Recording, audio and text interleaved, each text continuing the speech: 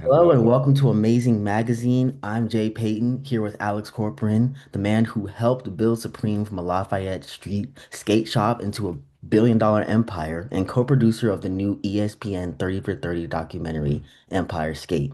How you doing, Alex? I'm doing good, man. I'm just here, excited. Me too, man. This is a great opportunity. Uh, So I just wanted to start off with wondering, I watched you in the footage from 30 to 30, and I just wanted to know what would you tell your younger self watching that film?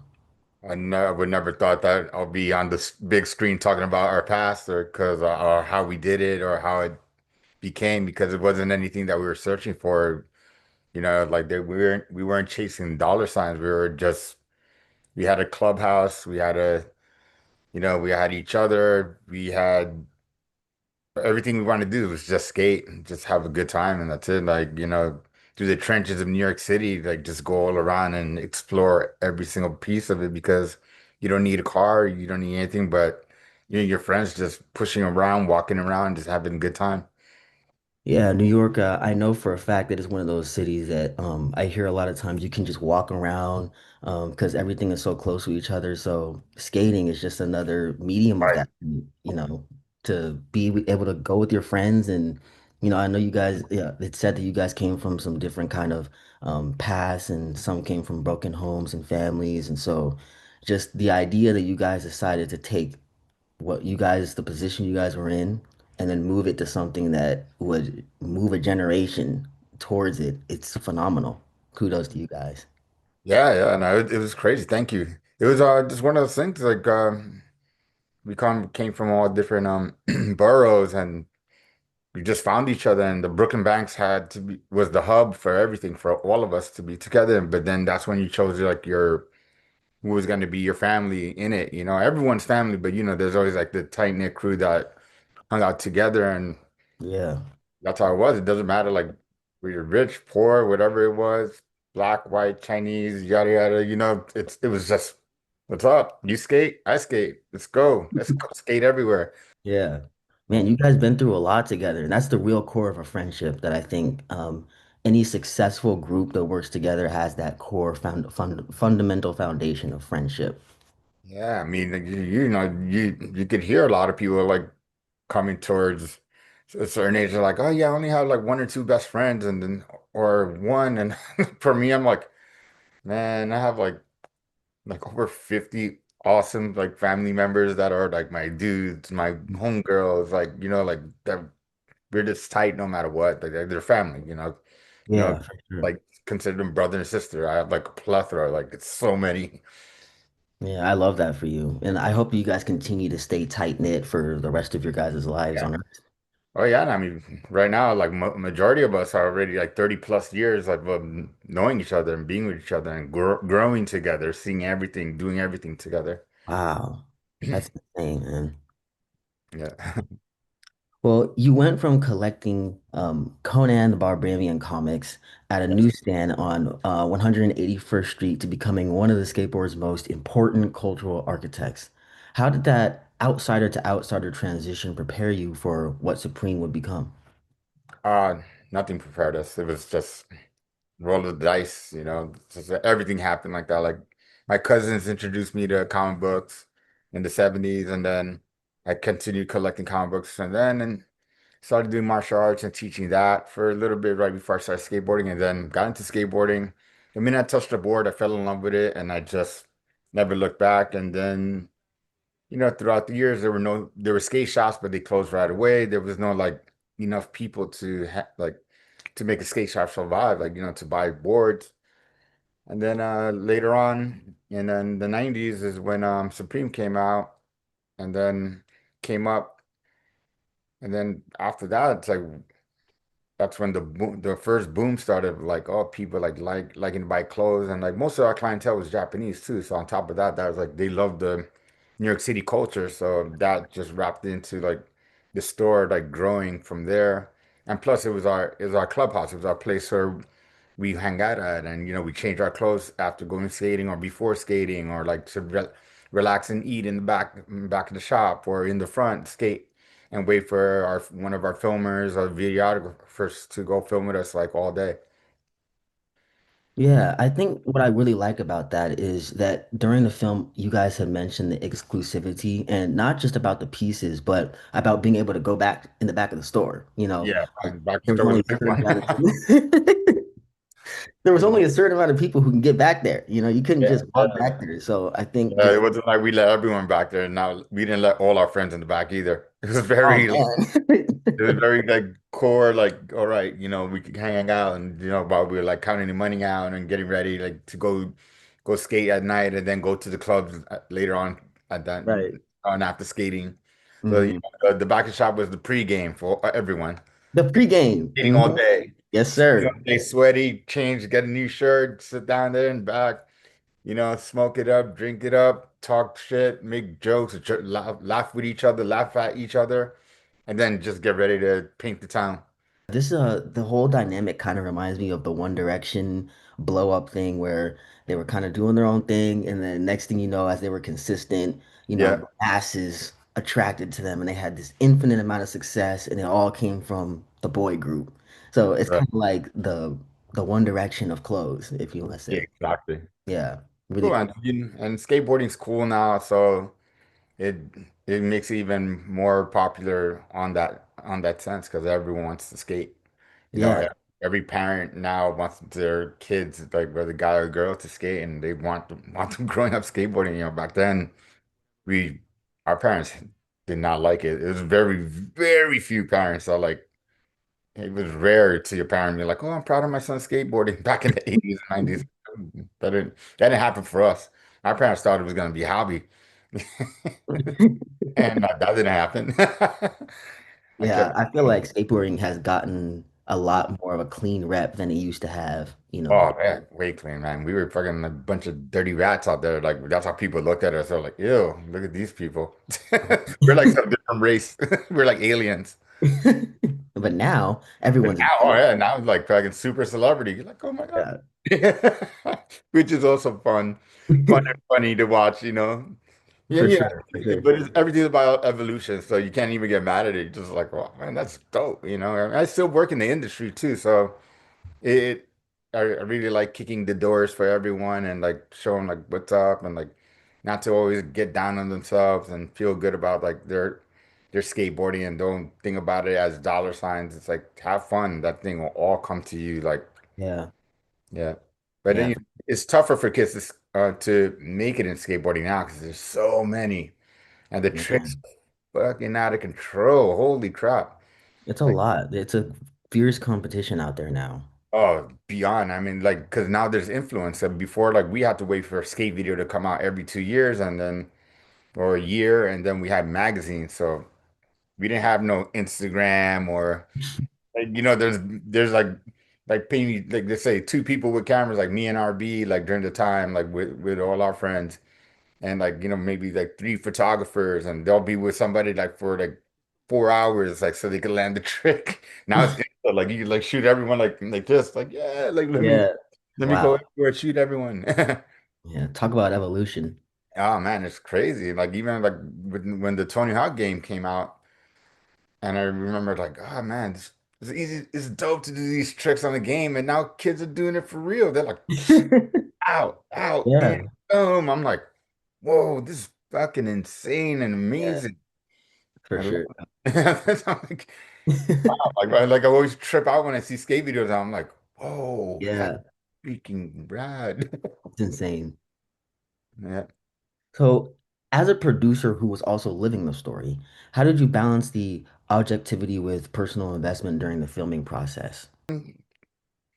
I mean, my balance was because I had the love for it. So, I mean, I'm not jaded either. So Mm. that's how that's why the film flowed because the film was about me. It was about everyone. There's Right. no me in the film. It's about like, yo, it's us. We all did this, The and whole, us, the whole like the group. people in the film and the people that in the community that we skated with that didn't make the film, but like it was for everyone to feel good, like you said earlier.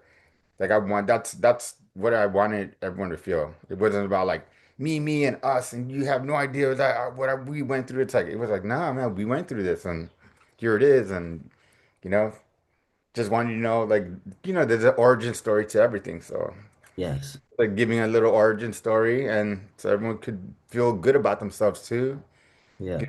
know, with how the world is right now, it's like I felt like between Josh and Kate and myself doing the film, we all three want us everyone to feel good about themselves and like have a good feeling like, hey man, don't get down on yourself. Look, we went through it and we're not punching walls. We're like you're enjoying life still and keeping it moving. Yeah. Still smiling, still Yeah, pushing. yeah, exactly. Yeah. Well, then, what footage or stories do you know of that had to be left on the cutting room floor that you wish could have actually been included? Um, I don't know. I think it was good. I mean, the stuff that was left on the cutting room floor was more like, people are older now, so you don't expose like, all the wild shit that we all did. So that Yeah. was great to find out. We all everyone's young and dumb. So Yeah, yeah, that was just clean because I wanted, everyone has a story, but it's almost like I think the way the film's left is like we leave it up to you to tell your crazy parts of your life, you know? yeah, It's yeah. like, yeah, that's the doors are left open right there. The film is more for everyone to enjoy, you know. Hmm. I can tell you have some good memories from the way you're reminiscing right now. Dude, it's so funny, like even doing the film, even when I saw the film like a bazillion times already between the past 2 months, with the festivals and all the premieres. Um, I remember every single moment that I was there for like pretty much 95% of the time for everything that was filmed. I was like, whoa, I remember when so and so went to get this and then we came back, we're still here filming and it's crazy. Like how much enjoyment we had and still have, but like the enjoyment like back then, because it was just no care in the world. We just cared about each other. Yeah, it was raw and real. Yeah. Well, you describe NYC skateboarding as gritty and aggressive like the streets of its city. How did Manhattan's hostile architecture actually enhance creativity in skating? Oh, because we had to look at everything like the way California had it, but they had it adjusted. Like, we had no skate parks. And the one skate park that we had was Malali's in the Bronx. And that thing was janky. So, Mhm. so we couldn't really play there every time.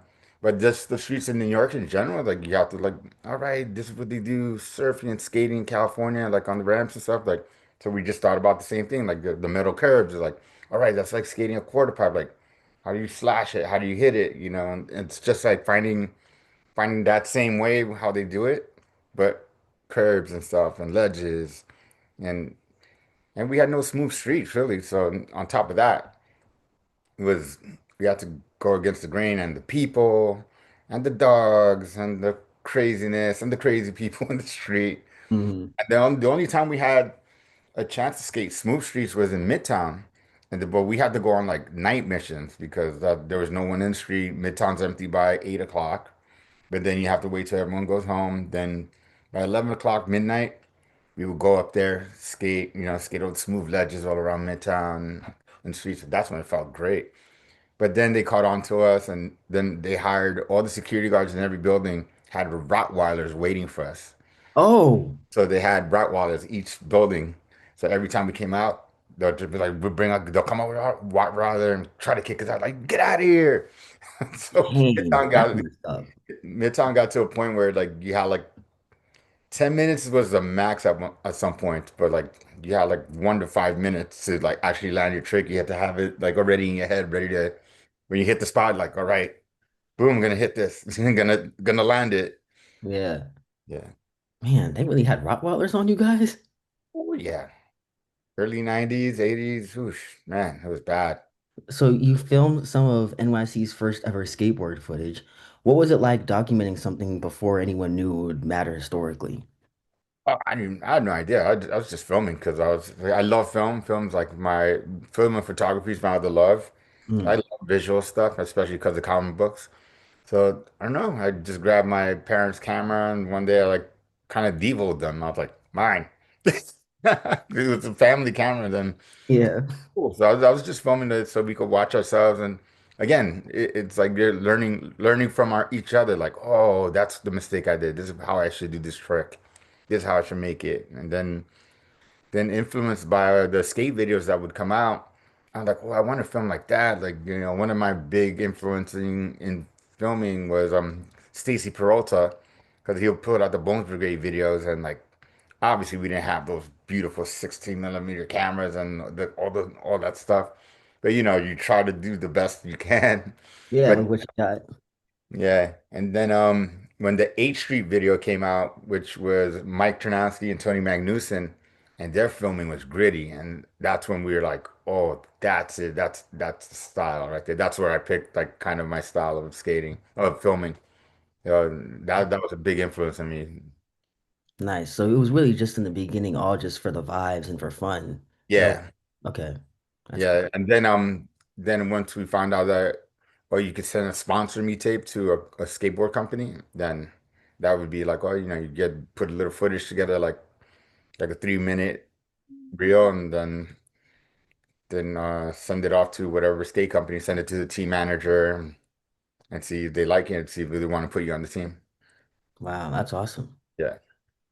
So then, how did being a Dominican kid from Washington Heights shape your experience in what became a largely white dominated industry? Oh man, I had to deal with a lot. It's like because back then, 80s and 90s, it was just like early 90s. It was hard. It was hard, especially that I picked it up like roughly like 85, 86. So it's like, it's like dominated by drug dealers, you know. Hip hop was coming up in the beginning. So like on top of that, getting called a white boy constantly and like picked on like verbally and what it, what what turned out of it's like I just had no care because I fell in love with skateboard. Like that's Yeah. it. Yeah, I had no care in the world. It was like tunnel vision. I was like, oh yeah, whatever, whatever, whatever. It's like sure, yeah. it was me and my friends, me, Giz, Justin, Freddie, man, Loki, and there's a whole bunch of us. Like we're just like we had our crew from Washington Heights, so we're just like this is it. Who cares? Like, what people we stood up for ourselves too. If anyone tried to mess with us, we had a weapon already. We had a board. Oh, yeah. Smack someone. Yeah, like smash and run and Mm. skate away. Yeah, I like that you had that mindset because honestly, skating doesn't have a color. So No, it I doesn't. Like, don't. Yeah, I skating is thought it one of was. those things. Skating is one of those things that really broke that weird barrier for all of us because there was no color. Like there was like they didn't still don't see it. I'm just like, oh, wow. Yeah. Just like Yeah. it's just humans like that want to skate. Like the thing we have fucking big time in common is that skateboard. So the film reveals Jabaya would sit in diners watching skaters to scout team members. Were you aware that you were being scouted, or what was the first interaction like? Yeah, I don't think any of us were aware because I mean we'll see like some weird person like that didn't fit in the picture. But back then we didn't really know like the big names or what they actually look like. Mhm. And that's even with the local sponsors. I mean there's the Shut Team, which is the original skateboard company from New York City by Bruno Musso, Ali Asher, and Rodney Smith. And that was the team you wanted to be on. Like that was the ultimate goal for New York skateboarding, like to be on that team. Wow. Yeah, so like if they were around, you skate at your best so they could see you. And this before we became all close friends, like back then. So it's like it was cool. Like you see the shot crew, you're like, oh yeah, you're just skate the banks like you're top as top as you can. Yeah, for sure. Yeah, because everyone, that was the team that you wanted to be on for sure. I mean, I never got on, but Dang. I was excited to be part of the family and like with them and just always skating around with those guys. So then your parents actually fed your entire SES crew in Washington Heights, Oh which yeah. was unusual for immigrant families then. How did that hospitality model influence Supreme's community approach? No, it's just like the my mom, Dominican mom, immigrant parents, like they feed, there's like what, it's like me, my brother, and my sister, but they'll feed us like for like 30 people. So, when I started skating, I tell my friends, come over our house, we're gonna watch skate videos. And everyone just raided the fridge and mom just started just making food for everyone, just feeding everyone. She's like, here you go, stop raiding the fridge. She's a superhero for sure. Yeah, she was. And my mom and dad were awesome. Like they really like as much as they didn't like the skateboarding, they loved that I had my community of friends and she made sure she took care of everyone. I They were love really, really like because I was one of the few that had both parents too. that. So Mm. like that was like something that they really took care of us no matter what. They made sure we had a full belly when we left the house. I'm sure they really appreciated that, because some of them had no parents, some of them had maybe one Oh parent. man, So just, yeah, it's that probably. crazy. Like it's crazy because like yeah, like I was one of the few because between Justin Pierce and Loki, I think one like Justin had his mom, but he barely saw her. Loki had one parent and his cousins. Freddie who lived downstairs, who got me into skateboarding, had Mhm. one parent. Yeah, it was crazy. Like when I'm thinking about the Rolodex of people, I'm just like, oh wow, yeah. I was definitely very few to have both. Wow. Yeah, I would have a lot of respect for your parents for that. Oh yeah, no, big time, man. Like I said, as much as like they didn't like the skating, they really took care of us. Like they made sure that I was happy. I was happy with my friends. Got the skate videos and we all watch it and they like that part. They're like, oh, home safe. You're back. You're back. Mm. Yeah, I think that is real unconditional love to Oh just, yeah. even though you don't agree with what your child may want to do with their life, you still support them anyway. Right. Yeah. And So the shop functioned as a space, not a brand. How did yeah. this clubhouse atmosphere influence its creative output? It gave us ways to work with the store and to work around it and ideas for not only James with his ideas, like us giving hit ideas to him and be like, hey, you know what, this looks good or this is cool. And James would do the same thing. He'd be like, come over to the office on Wooster and he'll fit us. He's like, you just want to see how it looked on us, like the clothing and stuff. So like that brand identity started coming out because like he's like making stuff to make sure it looks good. And James has a great eye, like with like with the materials and stuff. So it's just everything like came about like from there, like from t-shirts to sweatshirts to they started doing jeans and then button up and then the brand just started building up as Supreme the brand. Mm. It's Supreme the skate shop.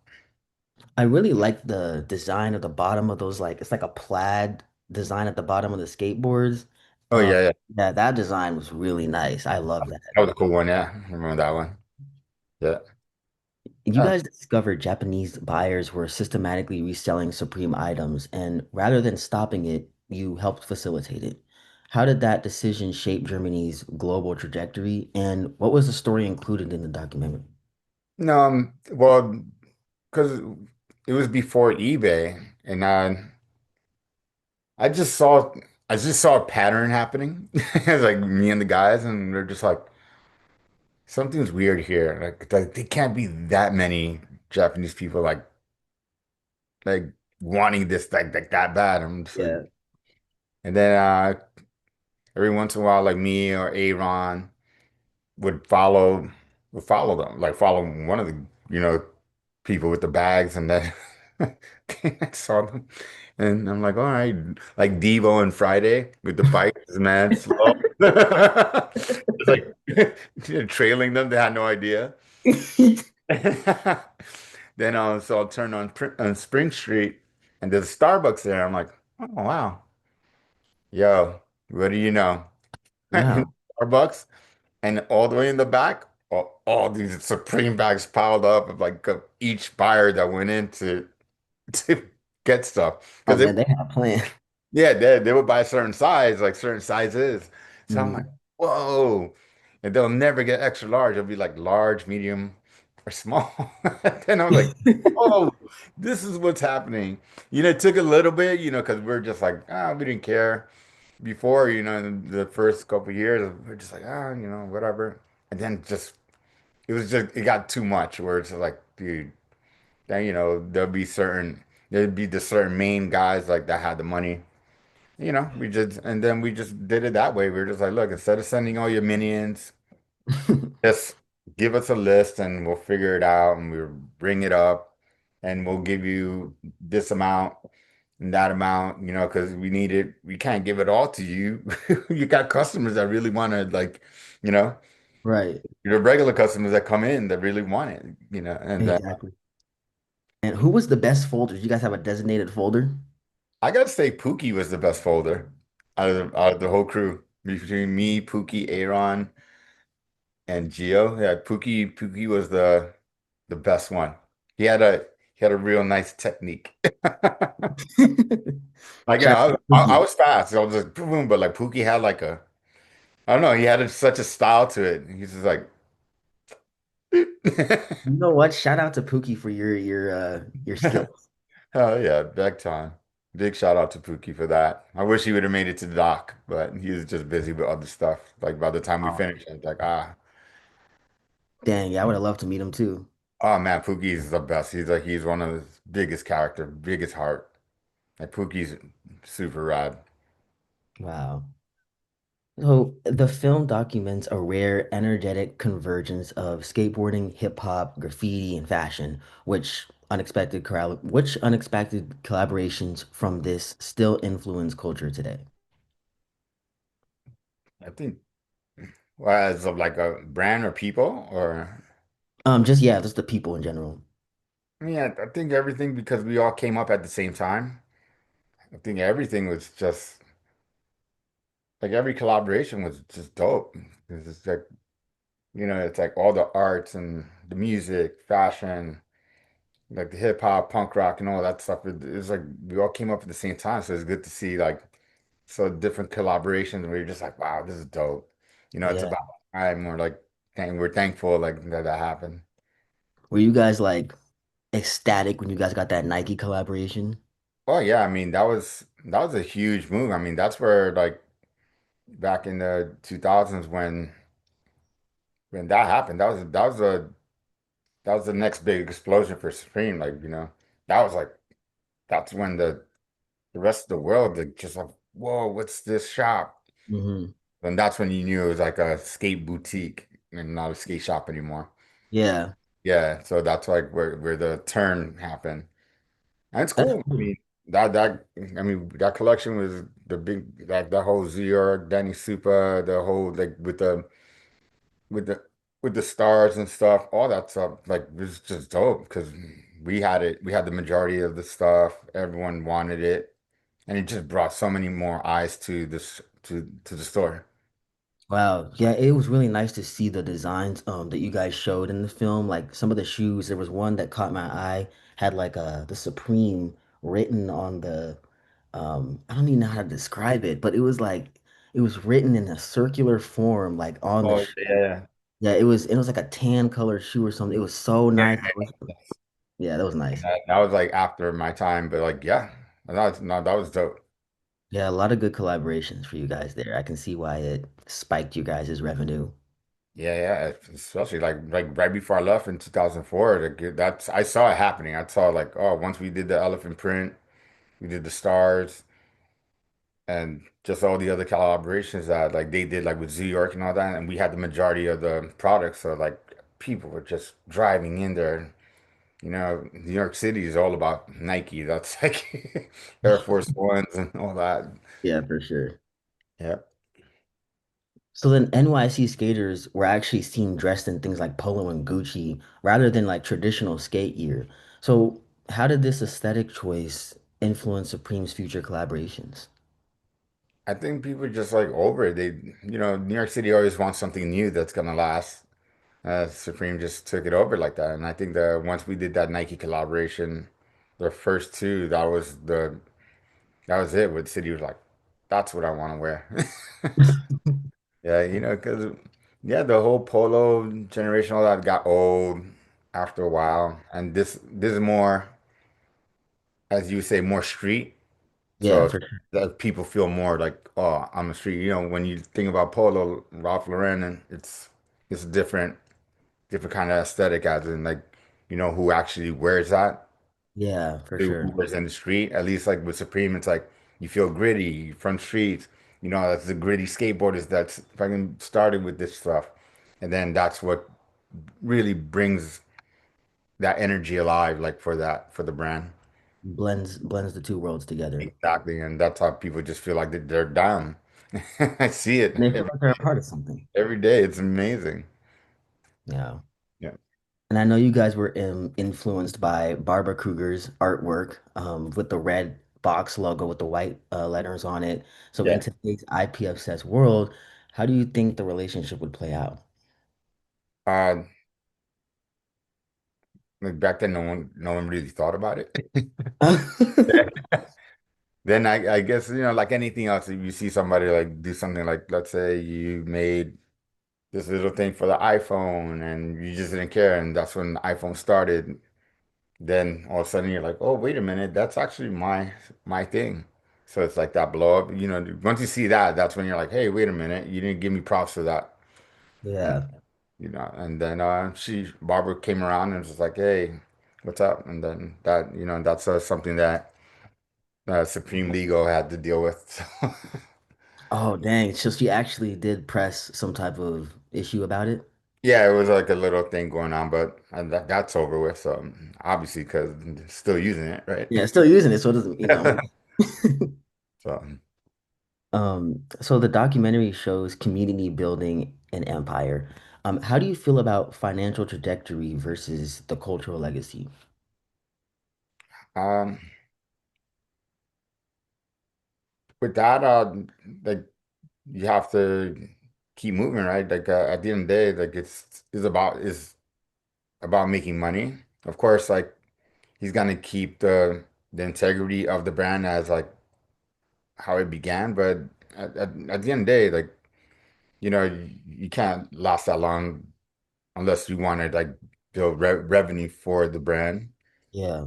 So, you have to keep it moving. Right? But James does a good job. He has like Bill as like the skate filmer for the company. So he takes care of all that. So it's Mhm. like that always will keep the legacy going. Okay. Yeah. As like, so it's like almost like it's like Supreme and then there's the skate element over here, like the old school like stuff. So that's where the legacy stays right there. Like he'll always keep that line. I love that because I want the Supreme Legacy personally as a shopper to Yeah. stay. I hope it never ever diminishes, especially now knowing everything that went into this brand. Like I want this brand to continue its legacy for my children. Yeah, If of course. Because now like there's not only the film, but now and now you could tell them like, oh, yo, check this out. This is how this started, and showing people that things don't happen overnight is also what I wanted to show in the film. Like yeah, nothing like whether it's skating, whether it's the shop or everything. It's like nothing happens overnight. It takes a lot of work. mm, You know, you have to like really put all your energy and also have your team, your crew, the people that really like support you or whoever supports like it's something that you have to do together. right. You know, They say that Rome wasn't built in a day, so yeah, yeah, nothing's built in a day. It's a lot of work, and you think about from the beginning of '94 to 2002, it was still, it went from skate shop, like I said, and then like late 98, 99. That's when that was the first like cranking. And mm, then by 2003, 2004, right when I left, that's when now that second stage just went and just took off to the air. yeah, that's insane. Yeah. So how So, did you guys realize that, or when did you guys realize that Supreme was just at some point bigger than just skateboarding? uh, once once I saw like the reselling thing on eBay and all that stuff, and I knew that pe people are like making money off of it. Hmm. And we just we just kind of knew. I knew right away. I was like, oh, this is gonna be a monster. Mm. It's like you saw it because like we saw it because we're in there every day. We went from like being bored and like, what do you want to do now? Like, being like, I don't know, let's chug Red Bull to see like how it makes you feel, and let's see how many to like. We really had to pay attention, and you just see the ins and out, and like every day is a different change. You see it, different clientele, and then you see the growth right away. But you have to be in it to see it. And like I said, it didn't happen overnight. It was definitely to the point like you and I could be working there and be like, oh, all right, what's next? Let's call so and so like to come over and hang out. Yeah. Yeah. So then when you think about it, going back to our conversation with the social media and how it would implement, the film actually captures a pre-social media era when documentation was rare. So how would Instagram have changed this story? Well, because now everyone's attention span is so short because it's fast. It's fast information. They're just like, oh yeah, Insta. Back Yeah. then, you thrive for information. You're like, oh wow, like who's gonna put what out? What magazine's gonna write about this? You're waiting and you actually read and you actually like paid attention to a photo and paid attention to little details. Mhm. Everyone's just like instant gratification, just like, all right, cool, this is out, this is cool. It's such a different energy and lifestyle. Oh yeah, my dad would always tell me, like life is not a McDonald's drive-through, so don't expect always instant gratification and, the fast results and just instant everything. Exactly. Yeah. Yeah. You can now run Sensei Gallery and work with Grio's Pickles. How do lessons from Supreme inform these ventures? Um, well, I started working as a consultant like after all that, and then it's just seeing things grow like with skateboarding as being number one, like seeing skateboarding growing with skateboarding and seeing things like what graphics meant, what like what material meant, what like quality meant. So it's everything, man. It's like going to college without going to college. So that kind of I took all that from skateboarding and working at the shop, and after that to and doing nightlife stuff. Uh, I took all that into like any company or brand I work with. I took it as I took all that stuff that I learned, and just Wow. that's how it happened. Like that's how I've worked for so many people like throughout the years. Just You kind of combining everything. Yeah, yeah. It's like I didn't go to college. I just skateboarding was my I just took all that information and just bring it into like whatever anyone's doing or what I would want to do or like how I did my book Full Bleed. It's like I knew what it took to have like the right photo, the right quality of like the book, like the right, it's like you just learn and it's just like the day-to-day learning. Yeah, for sure. I really appreciate that, the grit and grind of everything that, you've done in this journey and put your whole soul and back into this. And Yeah. it's truly inspiring to be able to get insight from you about everything that you've done in this. Thank you. Um, yeah.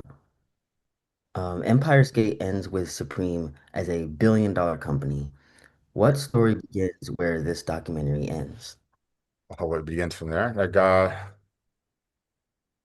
well, it'd be like the story of new entrepreneurs and new people that would get what it takes to build something to that point. Mhm. I think Okay. this shows more of like everything comes from the ground up. Yeah. You have to put energy into it. And it's not a handout, something that was passed down to you. You guys had to get it out of the mud. Yeah, Sure. definitely have to get out the mud. A lot of trials and tribulations, as they would say. So then my final question for you would be if you could preserve just one moment from that area in your life in Amber, which would it be and why? Hmm. I think I preserved the whole thing. I love it. There's nothing I doubt or wish. I'm like, it's just great. I'm just very grateful that we got to do all this stuff together. We got to learn. We get to like cry on each other's shoulder. We got to like, learn so much like through life and like through traveling everywhere and just everything that it, everything that skateboarding has brung. This has been like the most best thing on earth. Like, even following with the injuries and all that stuff. It's the thing I just love. And, like, it's just a go, go, go attitude. Like, it's just nonstop. Just keep on going. And I think that's why I love everything. I can't really preserve it. It's more like I just love what it brings and what it continues to bring, what I could pass on to my daughter and show her that stuff and like she could just continue just like, whenever you have a kid, same thing. It's like you push that energy and be like, yo, this is it. And Yeah, like it's not like telling people what to do. It'd be like, hey, check this out. Not, I'm not somebody that's like, you have to, you don't know how, like, what we did. It's like, this whole thing has helped me to tell people, like, yo, go attitude, like, go get it. Don't worry about it. As Peter Beastie said, you fall, you get up. You fall, you get up. Just go. Keep on going. yeah. Keep the motivation. If at first you don't succeed, try again. Try, failure is a good thing, tell you the truth, because you're like, especially if you're like, all right, learn my lesson on this. How am I gonna do it again? Yeah. I really am inspired by you. I think this whole thing has bring me to my old job used to have a saying called some people dream of success, others make it happen. And Exactly. that reminds me exactly of what you guys have done. You guys turned everything from Lafayette Street to $1 billion empire, and now you're here talking about your success. And I think that's just the most commendable, awesome thing that you could possibly achieve. So kudos to Thank you. all you guys. Thank you. Thank you. Yeah. Yeah. So thank you so much, Alex, for your time. I appreciate you answering my questions with Amazing Magazine, and I wish you the best of luck on all your future adventures wherever you go. Thank you so much, man. Take care. Thank you so much. Have a good one. All right. Peace.